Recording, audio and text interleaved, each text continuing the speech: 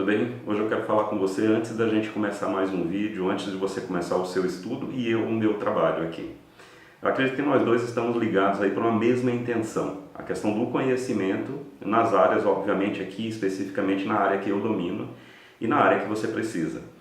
Só que antes da gente começar essa atividade, que para mim é realmente a minha paixão, vamos provocar aqui em você uma determinada necessidade de se inscrever nesse canal.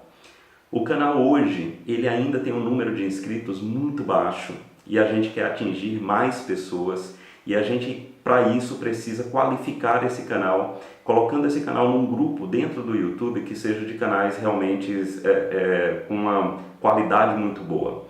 Para isso, o que é que a gente depende de você? Primeiro, da sua inscrição. Isso é muito importante. Ter um número relativamente grande de inscritos é muito importante. Mais do que isso, a tua assistência. Ou seja, sempre visitar aqui o canal, sempre ver as novidades. Para isso, basta você acionar o sininho e vai receber notificação de tudo que é novo que a gente colocar aqui no canal. E a terceira gentileza, muito importante, eu acho que talvez a mais importante. Se o vídeo te agradou, te ajudou a conhecer um pouco mais desse assunto que de repente ou é a tua grande alegria ou é a tua grande necessidade, dá o like para que esse vídeo seja ranqueado em um vídeo bastante assistido. Fazendo isso, o que eu acredito que não seja um esforço tão grande, mas é uma prova de confiança real, você vai ajudar muito esse canal. E esse canal, você já sabe disso, a ideia é fazer tudo o que ele faz, mas de maneira gratuita. Ok? Então, colocado isso, deixa eu ir aqui para o meu trabalho para eu conseguir te ajudar. Valeu, forte abraço, até mais. Bom, conforme prometido para alguns alunos meus, eu vou falar um pouco sobre fasores, montando um vídeo bem introdutório, porque outros de aplicação a gente já tem no canal. Então eu resolvi fazer um vídeo realmente do beabá de fasores, tá? Então, primeiro, fasores em circuitos elétricos, eles são um recurso bastante interessante quando a gente está trabalhando em regime de corrente alternada, em regime CA. Obviamente, só faz sentido a gente falar em fasores quando a gente tem os elementos armazenadores de energia presentes no circuito elétrico, e aí, especificamente, os capacitores e indutores, que é o que eu mais trato. Ok? O terceiro ponto muito importante a se destacar é que a análise pelo uso de fasores é uma análise alternativa àquela feita pelas equações diferenciais que modelam circuitos elétricos de segunda ordem e tal, que é uma análise muito mais completa, porque naquela análise, utilizando as equações diferenciais, você acaba fazendo análise de todo o tempo, desde o tempo zero até o tempo tendendo a infinito. Ou seja, em circuitos elétricos a gente estaria tratando de dois mundos diferentes. O primeiro, que é o mundo do transitório, e o segundo, que é o regime permanente, ou estado estacionário. Pois bem, as equações diferenciais tratam do todo. O recurso de fasores só trata da parte do regime permanente, quer dizer, quando todas as ondas já se acomodaram, é que a análise fasorial faz sentido. Então ela é uma análise incompleta, ela não é uma análise completa. Ok? Então é quando, passados aí algumas constantes de tempo do circuito, a gente começa a analisar o valor de grandezas, tais como grandezas de tensão e grandezas de corrente. Então gravem isso, fasores só é utilizado para análise de circuitos elétricos em regime permanente ou estado estacionário. Ok? Então essa é a primeira etapa, só para a gente contextualizar o uso de fasores. Agora, vamos colocar aqui um exemplo de um circuito com a presença de um elemento armazenador. A gente está vendo o indutor aí de indutância L. Ele está em série com um resistor em um circuito alimentado por uma fonte de tensão V de T. Tá? Normalmente, a forma com que é escrita essa fonte de tensão é esse formato que nós temos aí, ó, V de T igual a Vm, que é um valor de pico dessa onda, cosseno de ômega T mais φV. O cosseno de ômega t mais φv, eu estou colocando φv como sendo fase inicial da tensão, tá? Esse ômega t mais φv, ele é a fase da onda de tensão, ok? E a fase inicial é o φv, ou seja, dando nome aos bois aqui. Então vamos lá. O que é que seria Vm? Vm seria o valor de pico dessa onda, ok? O ômega seria a frequência angular dessa onda, ou seja, dada em radianos por segundo. O Vm é dado em volts, tá? E o φv é a fase inicial dessa onda. Ela pode começar com a fase inicial zero, a maioria dos exercícios inclusive trata disso, mas ela pode ser diferente de zero. Então é a fase inicial da onda de tensão ou da onda de corrente, dependendo da fonte que a gente está trabalhando, tá? Agora, o ômega-t mais φv é a fase, certo? Então, beleza.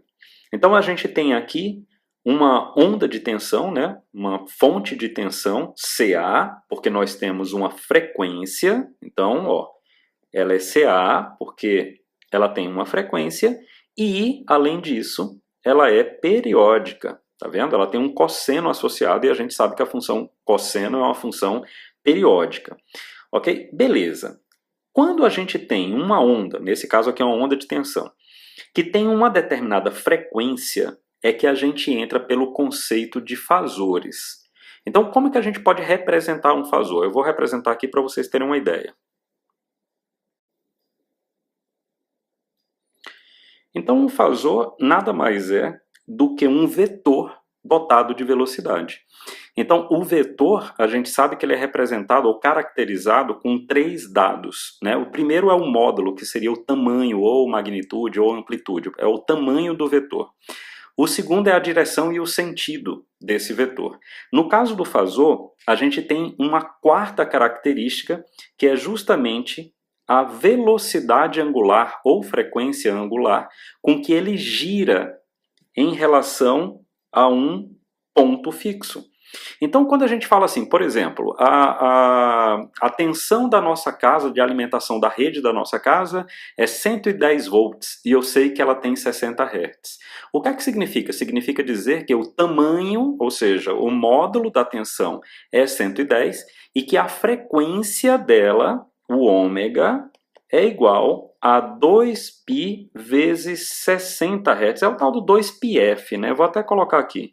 2πf.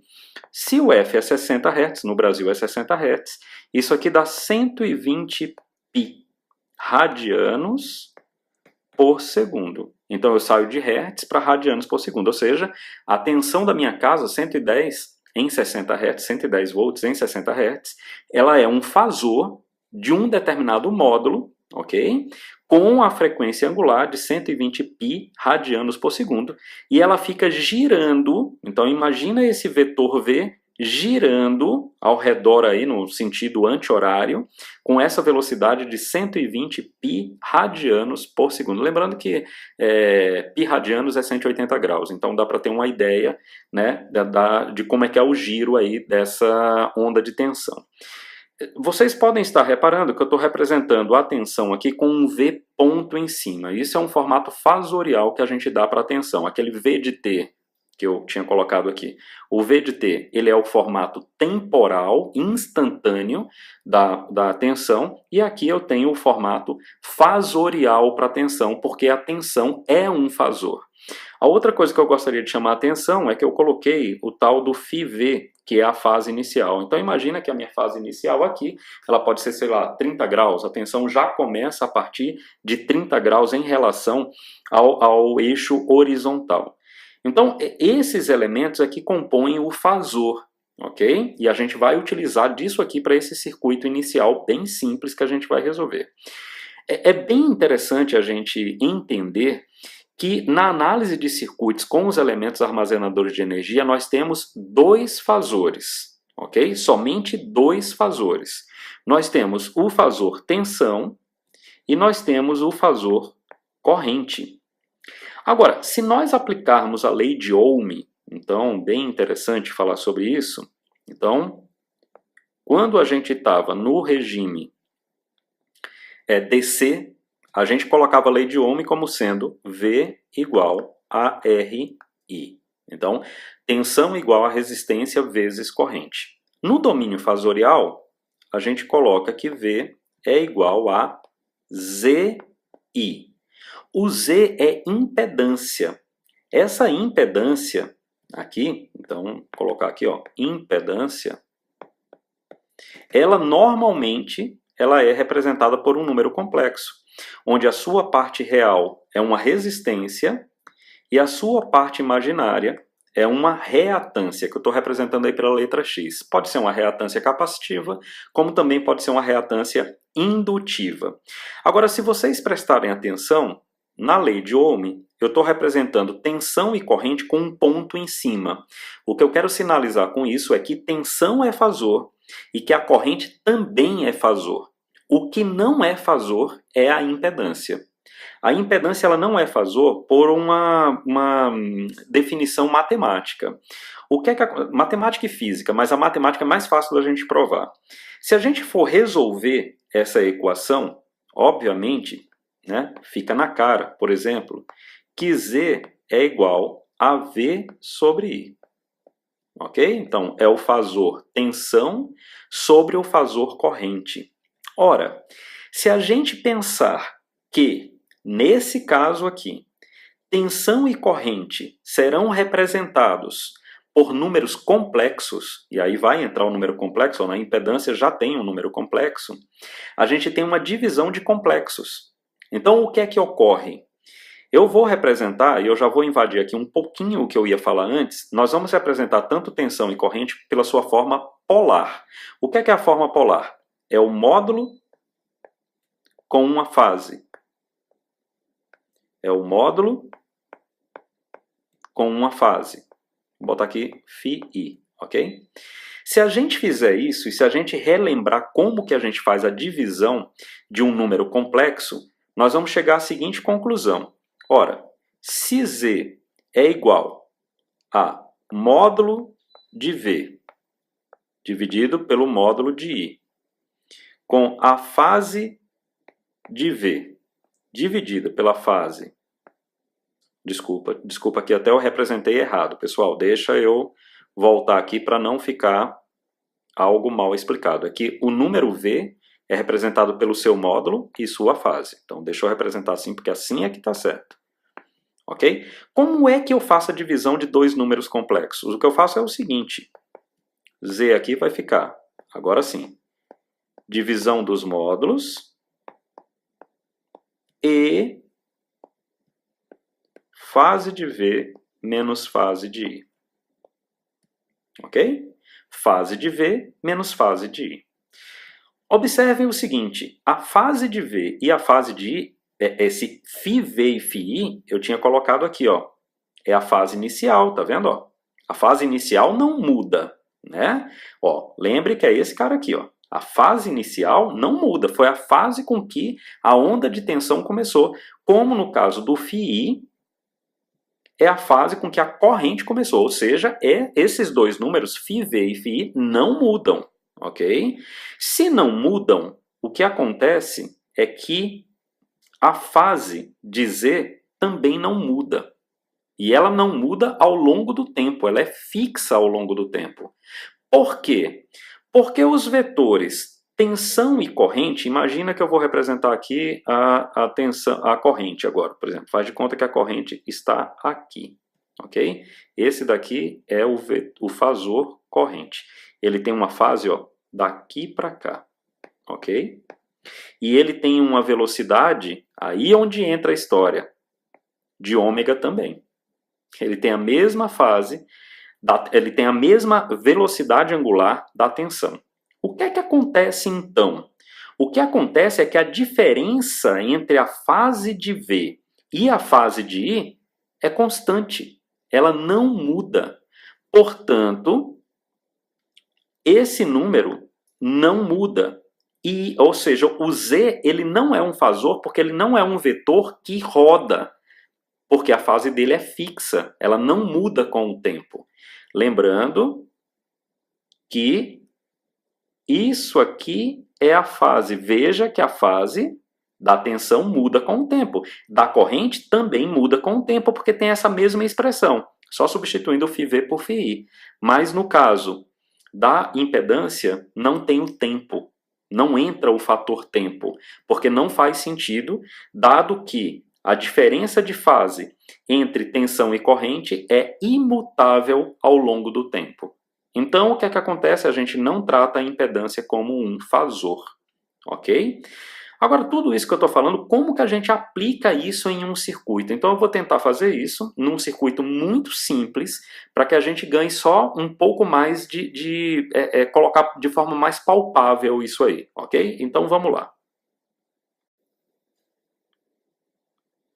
Então, ó, em cima do mesmo circuito, bem simples, um RL, né? Ele deu o seguinte, que o formato da onda de tensão é 4 cosseno de 10 à quinta t, isso em volts. A resistência, 8 kΩ e a indutância, 60 mH. E ele quer que a gente calcule I de t, usando, obviamente, a técnica de fasores. Então, pessoal, a gente vai fazer isso passo a passo. Então, por isso que é importante prestar bastante atenção no que nós vamos fazer aqui, ó. Então, eu vou pegar aqui a onda de tensão para a gente trabalhar dedicadamente essa onda de tensão aqui nesse quadro. Então, está aqui. O que é que nós vamos observar? Nós vamos observar que esse cara é o valor de pico. Lembra? Ó? Eu vou buscar aqui, lá naquela equação. Ó, é o VM. Tá vendo? É ele que multiplica a função trigonométrica. Então, beleza. Ele é o valor de pico. Ok? A gente tem também esse outro elemento aqui, que é o 10 à quinta, que é o ômega. Vamos voltar lá na onda para a gente comparar uma coisa com a outra. Então pode ver que é ele que multiplica o tempo, certo? E nesse caso vocês estão vendo que não tem o φv. A gente não tem o φv. Tá vendo? Ó? Então significa dizer, eu já posso até colocar aqui, ó, que o φv é 0 grau. Não tem o φv. Aliás, eu posso trabalhar tanto como 0 grau como radianos. E até melhor radianos, porque lembre, o ômega é radianos por segundo. Quando multiplicado pelo tempo, radianos por segundo vezes segundo vai dar radiano. Então a fase é sempre em radianos. Tá? Então eu vou até colocar aqui, ó, radiano, ok? 0 radiano é igual a 0 grau, ok? Beleza. E o que é que nós vamos fazer? Nós vamos preparar essa fonte no seu formato fasorial ou formato polar. Nós vamos trabalhar com VRMS ou eficaz e colocar a fase inicial de V. É simplesmente essa a representação. Agora, o que é o valor RMS? Então, vamos lá. O valor RMS ou eficaz é simplesmente eu pegar o valor de pico. Aliás, pessoal, deixa até eu substituir, até me incomoda um pouco essa questão do RMS. Eu vou botar eficaz, ok? Então aqui é valor eficaz e aqui é valor eficaz. Então é o valor de pico, ou valor máximo, dividido por raiz de 2. Ok? Veja que a unidade não muda, é volts, tá? Que é volts. Beleza, é simplesmente isso, é dividir por raiz de 2. Bom, fazendo isso aqui nessa questão, a gente tem que 4 dividido por raiz de 2 com fase, ó, o φv a gente já viu que era 0 radiano. Ok? Bom, 4 dividido por raiz de 2 eu tenho que racionalizar, eu tenho que multiplicar em cima por raiz de 2, embaixo por raiz de 2. Então vai ficar assim, 4 vezes raiz de 2 vezes raiz de 2. Isso é racionalizar. Multiplicar por raiz de 2 em cima e embaixo. Só que a fase não muda, né? Bom, aqui eu vou ficar com V igual a... Ó, raiz de 2 vezes raiz de 2 é 2. E 4 dividido por 2 é 2. Então aqui eu fico com 2 raiz de 2, fase 0, isso aqui em volt. E isso aqui, pessoal, é a preparação para eu montar o meu circuito fasorial, ok? Então a primeira coisa é a fonte. Então essa fonte aí, ó, já está no formato fasorial. Só que tem um porém. Dessa fonte, o que é que eu não usei? Eu não usei essa informação, ó, o ômega, ou W, né? O ômega, que nesse caso aqui é 10 à quinta radianos por segundo. E onde que eu vou usar essa informação? Eu vou usar na preparação agora do meu elemento armazenador de energia. Tá vendo que ele é 60 mH, não é? Então, ó, eu vou pegar esse valor de 60 e vamos trabalhar esse valor, que está no domínio do tempo para o domínio dos fazores. Então, como é que a gente representa a reatância indutiva? Então, a reatância indutiva, que a gente vai chamar de XL, ela é 2πfL, onde F é a frequência do sinal da tensão e o L é o valor da indutância. Só que a gente não tem o F, mas se a gente for um pouquinho esperto, a gente vai lembrar que 2πf é o ômega. Então isso aqui vai ficar como ômega L. O ômega a gente tem, é o ômega da fonte, 10 a quinta radianos por segundo. E o L a gente tem, 60 millihenry. Se a gente fizer essa conta aqui, 10 a quinta vezes 10 a menos 3 é 10 a segunda. 60 vezes 10 a segunda é a mesma coisa que 6 vezes 10 a terceira. Então eu tenho aqui 6 vezes 10 a terceira de indutância, de reatância, ok? Beleza. E agora vamos ver como é que a gente adapta isso lá no circuito. Mas deixa eu destacar aqui uma coisa. Olha o ômega entrando aqui, ó. Tá vendo? A informação de frequência da fonte ela vem importante para cá, para esse ponto, para que eu consiga calcular a reatância indutiva. Aliás, e se fosse um capacitor? Então já deixa que eu abrir aqui um parêntese, só para ficar já a informação, e eu conseguir ajudar vocês plenamente. Então, e se fosse um capacitor? Se fosse um capacitor, eu faria o seguinte, ó. Reatância capacitiva é igual a 1 sobre 2πfc, onde o C é o valor do capacitor, lá dado em Faraday, ou 1 sobre ômega C. No caso aqui a gente é indutivo, então eu não vou usar isso. Mas se eu fosse usar, usaria como ômega C, 1 sobre ômega C. Beleza? Ok, então. Então, fasorialmente, agora o meu circuito é esse. Então, onde tinha fonte, eu botei o fasor tensão, 2 raiz de 2 com fase 0. Tá aí. Onde tinha o resistor, 8K, 8 kΩ, né? E onde tinha o indutor, veja que eu tenho o valor de X, XL, né? 6 vezes 10 a terceira, multiplicado pelo J, ok? No caso do indutor, é positivo. No caso do capacitor, é negativo. Ou seja, se eu tivesse que fazer, faria assim, ó, menos JXC, o que daria menos J sobre ômega C. Ok? Então, guarda essa informação, porque num circuito que tenha capacitor, você vai fazer exatamente isso, ok? Beleza, então eu tenho isso aqui. Uma mudança que eu vou fazer é que, como eu tenho 10 a terceira aqui acompanhando o ohms, 10 a terceira é 1000. Então eu vou fazer o seguinte, eu vou tirar isso aqui e vou colocar um K aqui, ok? E fiquei com esse circuito. O que seria a impedância do circuito? Lembre que a impedância tem parte real, que é o valor da resistência, 8. E tem a parte imaginária, que é o valor da reatância. Isso aqui em quilo-ohms. Então, a impedância é dado por isso. E agora, para encontrar aí, o que eu vou fazer é aplicar ohm. Lembra que a gente colocou aqui, né? Que a gente vai ter que aplicar ohm. Tá aí, ó. Aqui, né? Ó, V igual a RI, V igual a ZI. Então, a gente precisa fazer V igual a ZI. Então, beleza. Então, vamos lá. Como é que a gente vai fazer? Eu vou pegar aqui vou pegar aqui, né? Vamos escrever ohm aqui. Então vai ficar assim: V igual a ZI. E, obviamente, I igual a V sobre Z. Então, quem é V? V é 2 raiz de 2 com fase 0. E quem é Z? Z é 8 mais J, 6. Isso aqui é em quilo-ohms, certo?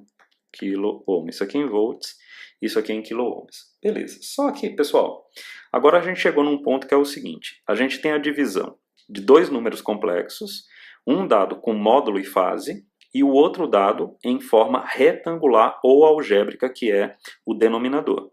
Trabalhar com o denominador dessa forma é ruim, porque a gente está praticando uma divisão. Então, o que é que a gente vai ter que fazer? Nós vamos pegar esse número que está aqui embaixo e vamos transformá-lo na forma polar. Como é que é a forma polar? É módulo e fase. Da mesma forma que está escrita a tensão aí no numerador. 2 raiz de 2, fase 0. Então, como é que a gente faz isso? Então, eu vou colocar aqui só para a gente relembrar, ok? Então, isso aqui é praticamente aquela revisão que a gente faz, assim, só para dar uma relembrada mesmo, sem muito, vamos dizer, afã, assim, de fazer um estudo aprofundado. Então, pensa no seguinte, ó. Nós temos isso aqui, parte real aqui e parte imaginária aqui, e nós temos aqui um vetor que é a representação aqui da impedância, Z. Aqui o que eu vou colocar é o módulo de Z, e aqui o que eu vou colocar é a fase de Z, sabendo que ele tem parte real 8 e parte imaginária 6. Então, como é que a gente calcula o módulo de um número complexo? Então, o módulo de Z é igual a raiz quadrada da parte real ao quadrado mais a parte imaginária ao quadrado. Lembrando que a parte imaginária não leva o j, ok? Leva somente o 6. Ora, 8 ao quadrado é 64, 6 ao quadrado é 36, 64 com 36 é 100, raiz de 100 é 10. Então, eu tenho o módulo dessa impedância como sendo 10 quilo-ohms, ok? Ela é em quilo. E a fase? Bom, a fase é o seguinte, é o arco cuja tangente é a parte imaginária sobre a parte real. Se a gente fizer esse cálculo, esse arco aqui, ele é aproximadamente, eu vou colocar para o lado de cá, pessoal, me perdoe, tá? Então, ele é, θ, né? Aproximadamente 36,87 graus, ou eu posso representá-lo como sendo π sobre 5 radianos. Eu prefiro esse segundo, radianos. A lógica aí é 180 graus está para π radianos, assim como 36,87 graus está para π sobre 5. É basicamente isso, ok? Então a gente já tem o módulo e a fase. E onde que eu vou colocar isso? Eu vou colocar aqui. Beleza? Então vamos lá. Então, ó, aqui eu tenho, lembrando que aqui é 10 quilo e aqui é em volts, a gente não pode esquecer isso por causa das unidades, tá? Então, como é que eu faço a divisão de dois números complexos nesse formato que eu chamo de formato polar? Tem gente que chama forma trigonométrica, mas eu gosto de chamar de formato polar. Então, o que eu faço é o seguinte, isso aqui vai ser a mesma coisa que 2 raiz de 2 dividido por 10, ok? E com fase 0 menos π sobre 5. E isso aqui em miliamperes. Por que miliamperes? Porque é volt dividido por quilo-ohms, ok? Então, miliamperes. Ok, isso aqui para a gente dar uma melhorada, vai ficar assim, né?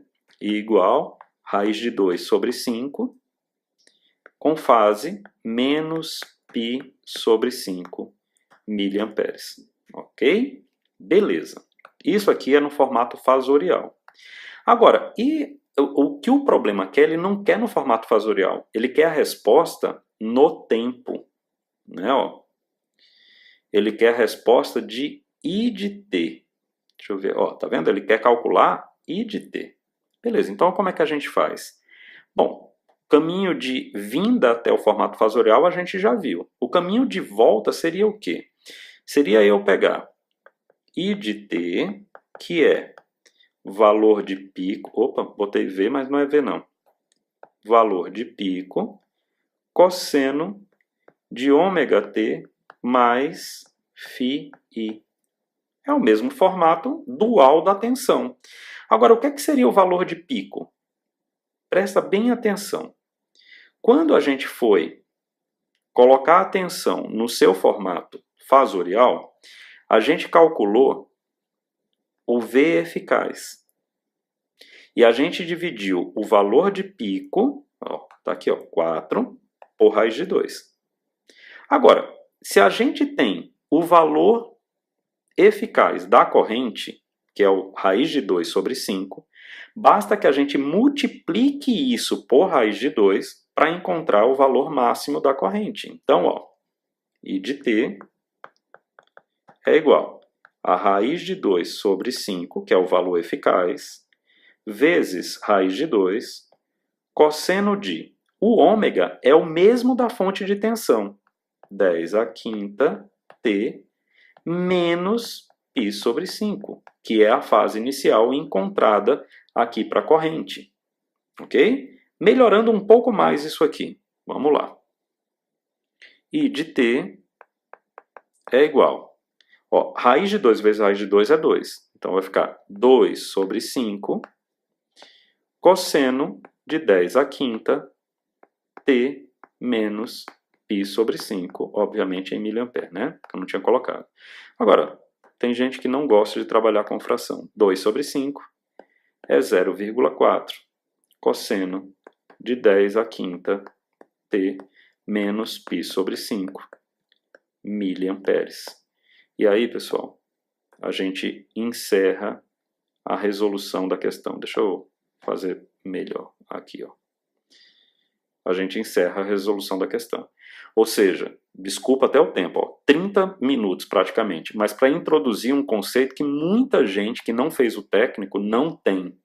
Então eu tentei aqui ser o mais abrangente possível. Me desculpa realmente a duração aí do vídeo. Então, pessoal, ó, se gostou desse vídeo, deixa seu like aí, tá? Para fortalecer esse canal bastante e também para fazer esse vídeo ficar ranqueado bem bacana, ok? Outros vídeos virão, podem ficar certos disso, ok? Esse vídeo aqui é só para dar uma aberturinha, para a gente entender um pouco o beabá da aplicação do conceito de fasores na análise de circuitos elétricos, ok?